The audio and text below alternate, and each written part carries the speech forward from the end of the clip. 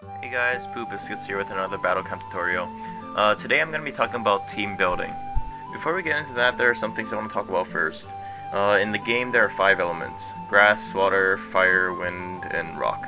All monsters are comprised of one of these elements. There are also 13 different active skills. Most of these are based on one of these 5 elements. If you're looking to build a raid team, I recommend you go at least 3 of one element, so 3, 4, 5 of one element, and find a monster that has swap element of, swap ability of that element, because it changes all the hearts to that one element, and on your last turn, or whenever you time out your swap, you can do a pretty big combo, and it'll scale your damage quite high. Surge and Burst are also fairly good skills, and Kamikaze as well, because they do damage, but I just, swap is really important. In a PvP scenario, it's good to have shield and invincibility. If you're running more than 3 elements, running a swap would be really nice. Let's see, Poison, Kamikaze, Burst, Surge, Leech, they're all damage abilities. So they're okay to have, but make sure you have invincibility or shield. Debuff, Absorb, Mirror, Stun, those are dependent on the other team's elements, so generally you don't want those on your team, because if the other team doesn't have the element, then it's a wasted ability. But you can have those if you're targeting certain people to play against. I play with a full grass team, so if you had a grass stun, that would lock up my team for a turn. Same with grass absorb, you can just reflect it back at, or absorb the damage, or with mirror you can reflect it back at me. So those are pretty good, only if you know who you're playing against. Okay, so let's get into Zodiacs and passive abilities. So all in all, there are 12 Zodiacs, just like in life. There's no difference to which Zodiac you pick. It's just that most people, if they do spins and they get an epic and an ultra with a good passive ability, then they'll decide to build a team around that Zodiac. And passive abilities are activated when you match Zodiacs, or the same Zodiacs, for the 5 monsters on your team. A 1-star passive ability means you just have to match it with one other monster of the same Zodiac. 2 stars means you have to match 2, and 3 stars means you have to match 3. There are a bunch of different passives, but usually, or actually almost always, the 3-star passives are the best, but it just means it requires more of the same matching Zodiacs for the monsters for them to be activated.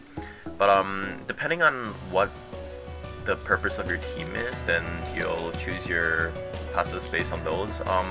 If you're just doing raids, there's actives, or passives, which increase your attack, defense, recovery, health, or gives you a chance to do double damage. For raids, generally you just want stuff that increase your attack, and things that give you a chance to do double damage, because that just increases the output of your damage, especially for events too. And you want to hit as much as you can with each energy, so you can get as much trophies as you can.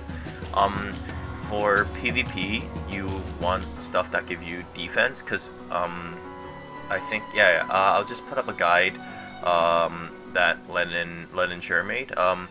If you don't have defense, that's just asking your monsters to be killed. Even if it's a deadly passive, doing double damage, if you start off with a bad board and you can't attack the guy, then your monsters end up dead.